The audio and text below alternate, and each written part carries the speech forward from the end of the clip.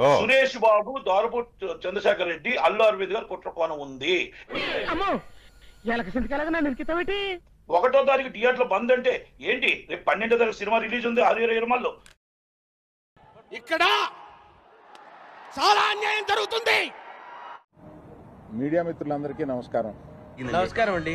మంచినీళ్ళు ఏమైనా వచ్చుకుంటారా? వద్దమ్మా. 2 రోజుల నుంచి ఆ నలుగురు అని వస్తుంది. నేను ఇలా బుక్ అయిపోతాను కల్లో కూడా అనుకోలేదు. బాబు, ఆ నలుగురికి నాకు సంబంధం లేదు. ఆ నలుగురిలో నేను లేను. మదర్ ప్రామిస్ సార్, వీడికి నాకు ఏ సంబంధం లేదు సార్. రే అదేంట్రా, ఇద్దరం క్లోజ్ కదా. ఉండు బావా, మాట్లాడుతున్నానుగా.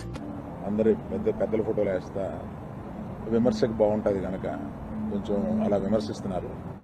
చెయ్యని తప్పుగా బ్లేమ్ చేస్తే ఎంత బాధగా ఉంటుంది చెప్పు. అదే లైఫ్. ఆ నలుగురు వ్యాపారంలో నేను బయటకు వచ్చా, నేను లేను. ఏం నటిస్తున్నావురా? అబ్బూ, మాది ప్రైవేట్ వ్యాపారం, ప్రభుత్వానికి సంబంధం ఏముంది? చూసావరా దీని తలపొగరు? ఇది ఇలా ఉంటేనే ఇంత లెవెల్ కొడతాందే. ఈ థియేటర్లకు సంబంధించిన ఏ మీటింగ్లోనూ నేను వెళ్ళలేదు. నేను కావాలని వెళ్ళలేదు, నాకు ఇష్టం లేదు. Very good decision, but sorry. ఏమంటే పవన్ కళ్యాణ్ సినిమా రిలీజ్గా రాబోతుండగా మేము సినిమాలు మోస్తాము అనేది దుస్సాహసం చేయకూడదు.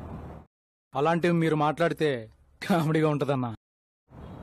మన ఇండస్ట్రీ నుంచి ఎవరు ఏది అడిగినా హెల్ప్ చేస్తున్న మనిషి ఆయన. కరెక్టే, నేనేం కాదనలేదే. నిజంగానే సమస్యలు ఉన్నాయండి. స్టాండ్ అలోన్ థియేటర్స్ కి సమస్యలు 100% ఉన్నాయి. ఆ నలుగురు అని వేసేటప్పుడు నన్ను కలపకండి, నేను లేను, ఆ వ్యాపారంలో లేను, నేను అన్ని వదిలేశాను. చెప్తాడు వెళ్ళిపోతాడు, అర్థం లేకుండా. ఎప్పుడు చూసినా ఏదో చెప్తే ఎవడు వింటాడు?